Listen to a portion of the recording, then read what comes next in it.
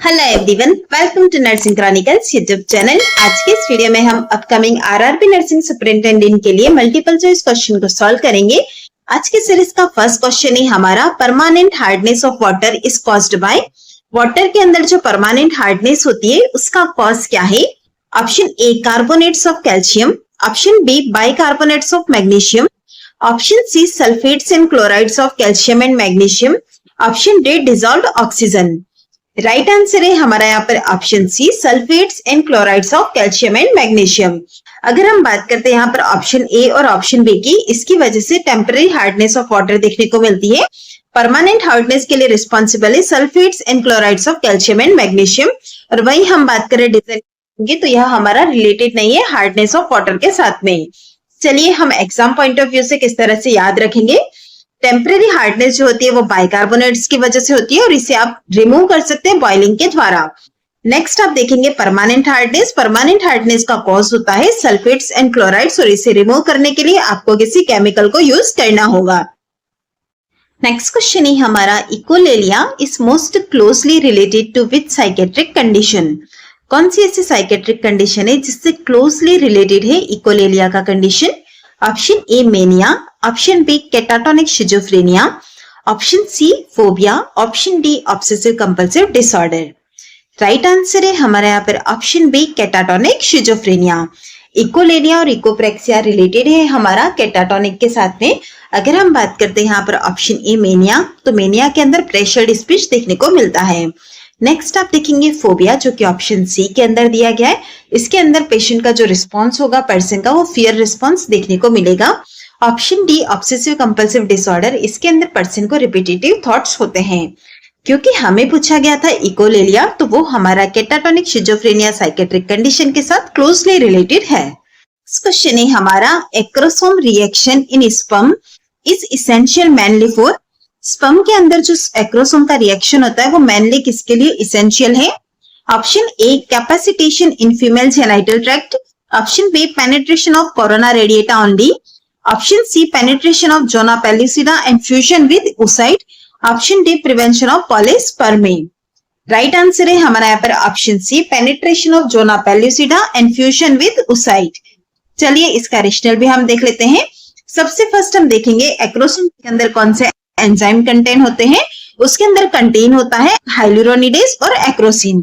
अब बात आती है कि यह जो एंजाइम होते हैं वो स्पर्म को किसके अंदर हेल्प करते हैं? यह हेल्प करते हैं break zona pellucida enter ovum and allow fertilisation. Next question है हमारा, post streptococcal glomerulonephritis results in which of the following? Option A nephritic syndrome, option B pneumonia, option C interstitial nephritis, option D acute tubular necrosis. Right answer है हमारा यहाँ पर option A nephritic syndrome. चलिए इसका हम rational देख लेते हैं। पोस्ट स्ट्रेप्टोकोकल ग्लोमेरुलोनेफ्राइटिस जो होता है वो कब होता है? आफ्टर स्ट्रेप्टोकोकल थ्रोट या फिर स्किन इन्फेक्शन हुआ उसके बाद होता है।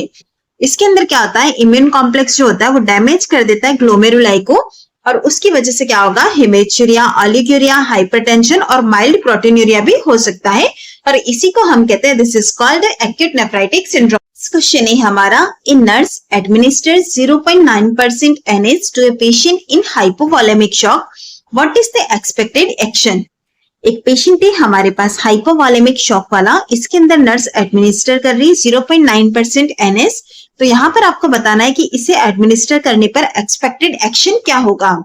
Option A increase intracellular fluid volume, option B expand extracellular fluid volume, option C decrease blood pressure, option D provide a source of calories. Right answer है हमारा यहाँ पर option B expand extracellular fluid volume. अगर हम बात करते हैं यहाँ पर ऑप्शन ए की, increase intracellular fluid volume, isotonic fluid जो होते हैं जैसे कि 0.9% NH यह सेल के अंदर एंटर नहीं होते, तो यह ऑप्शन ए हमारा राइट आंसर नहीं होगा। नेक्स्ट आप देखेंगे ऑप्शन सी के अंदर decrease blood pressure, isotonic fluid की वजह से यानी कि 0.9% NH जो हमें यहाँ पर एग्जांपल दिया गया है उसकी वजह से बीपी जो है वो इंक्रीज होगा ना कि डिक्रीज। नेक्स्ट आप देखेंगे option D provide a source of calories, 0.9% NH के अंदर कोई ग्लूकोज कंटेन नहीं होता है तो इसके अंदर कोई न्यूट्रिशन नहीं होता है यानी कि यह सोर्स ऑफ कैलोरीज प्रोवाइड करता है, यह भी हमारा राइट आंसर नहीं है। हमारा जो राइट आंसर है वो है ऑप्शन बी यानी कि expand cellular fluid volume. 0.9% normal saline एक आइसोटोनिक फ्लूइड है। इसके अंदर क्या होता है, यह स्टे करता है in the extra cellular compartment यानी कि इंट्रावेस्कुलर एंड इंटरस्टिशियल। इसकी वजह से क्या होता है, इंक्रीज होता है सर्कुलेटिंग ब्लड वॉल्यूम, यह इंप्रूव करता है बीपी को और साथ ही साथ टिश्यू परफ्यूजन भी इंप्रूव होता है। अब बात आती है यहाँ पर कि इसे हम यूज कब कब करते हैं। इसका यूज किया जाता है शॉक के अंदर, डिहाइड्रेशन और ब्लड लॉस जहां पर होता है वहां पर इसे हम यूज में लेते हैं। नेक्स्ट क्वेश्चन है हमारा, जो thrust manure is preferred over head tilt chin lift in which situation. कौन सी ऐसी सिचुएशन है जहां पर हम हेड टिल्ट चिन लिफ्ट की जगह जो थ्रस्ट मैन्योर को प्रिफर करते हैं। Option A suspected cervical spine injury, option B unconscious patient without trauma, option C foreign body aspiration, option D all paediatric patient. Right answer है हमारा यहाँ पर option A suspected cervical spine injury. चलिए इसका rational हम देख लेते हैं। जो थ्रस्ट मैन्योर जो होता है वो हम कब यूज में लेते हैं, जब हमें नेक को विदाउट मूव किए एयरवे को ओपन करना है तब यूज में लिया जाता है। यह क्या करता है, स्पाइनल कॉर्ड जो होती है उसे डैमेज करने से प्रिवेंट करता है। जब भी हमारे पास कोई ट्रॉमा होता है, एक्सीडेंट या फॉल का केस रहता है जहां पर नेक इंजरी के चांसेस होते हैं पहले से, तो वहां पर हमें हेड टिल्ट चिन लिफ्ट को अवॉइड करना है और जो थ्रस्ट मैन्योर जो है उसे यूज में लेना है। नेक्स्ट क्वेश्चन है हमारा, if the IQ of a child is 45, in which category of mental retardation will the child be classified. हमें यहाँ पर एक IQ का रेंज दिया गया है चाइल्ड का जो कि है 45। अब आपको बताना है कि 45 IQ जो है उसे आप मेंटल रिटार्डेशन की जो कैटेगरी से उसमें किसके अंदर क्लासिफाइड करेंगे। Option A mild mental retardation, option B moderate mental retardation, option C severe mental retardation, option D profound mental retardation. Right answer है हमारा यहाँ पर option B moderate mental retardation. Mental retardation जो होता है उसकी 4 कैटेगरीज होती है जो कि आपने चारों ही ऑप्शंस के अंदर देख ली है।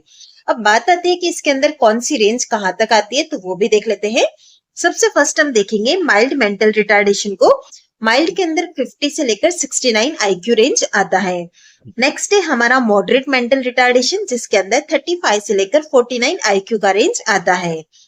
थर्ड है हमारा सीवियर मेंटल रिटार्डेशन जिसके अंदर 20 से लेकर 34 IQ वाले चिल्ड्रंस आते हैं। नेक्स्ट आप देखेंगे लास्ट जो कि हमारा प्रोफाउंड मेंटल रिटार्डेशन जिसके अंदर IQ का रेंज लेस देन 20 होता है।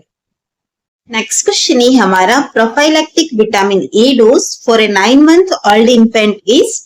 9 मंथ ओल्ड इन्फेंट के लिए प्रोफाइलैक्टिकली जो विटामिन ए उसका डोज क्या होता है।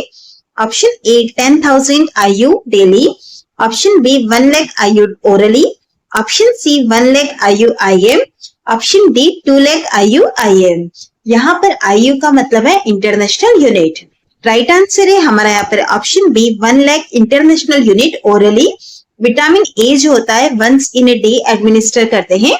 9 मंथ ओल्ड इन्फेंट के अंदर इसे ओरली एडमिनिस्टर किया जाता है और इसका डोज होता है 1 lakh international unit. Next question है हमारा, classical clinical feature of spontaneous pneumothorax is. Spontaneous pneumothorax का क्लासिकल क्लिनिकल फीचर क्या है।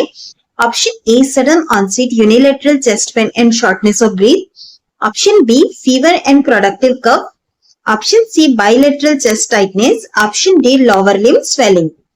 राइट आंसर है हमारा यहाँ पर option A sudden onset unilateral chest pain and shortness of breath. चलिए इसका रीजनल हम देख लेते हैं। स्पॉन्टेनियस न्यूमोथोरेक्स का मतलब क्या होता है, सबसे पहले वो समझते हैं। इसका मतलब है कि लंग्स जो है वो सडनली कोलैप्स हो गया है और उसका कारण क्या है, एयर ट्रैप हो गई है प्लूरल स्पेस के अंदर। अब बात आती है कि जब यह कंडीशन अराइज होती है तो टिपिकल सिम्टम क्या प्रेजेंट होते हैं। सडन शार्प चेस्ट पेन, जैसा कि आपने ऑप्शन में देखा था यूनिलैटरल लिखा था, मतलब कि वन साइड जो होगा शार्प चेस्ट पेन होता है। नेक्स्ट आप देखेंगे एक्यूट ब्रेथलेसनेस फील होगा पेशेंट को। साथ ही साथ जो हमारा अफेक्टेड साइड है वहां पर ब्रेथ साउंड आप हियर करेंगे तो वो रिड्यूस होगी। नेक्स्ट क्वेश्चन है हमारा, which obstetric grip is used to assist the descent of the fetal head in a pregnant women.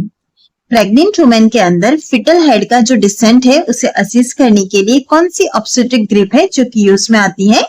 Option A fundal grip, option B lateral grip, option C first pelvic grip, option D second pelvic grip. Right answer है हमारा यहाँ पर option D second pelvic grip. Fundal grip जो होती है option ए के अंदर जो दी गई है वो हमें यूज में आती है, identifies fetal part in the fundus area. Next आप देखेंगे लेटरल ग्रिप। लेटरल ग्रिप का पर्पस होता है लोकेट फिटल बैक।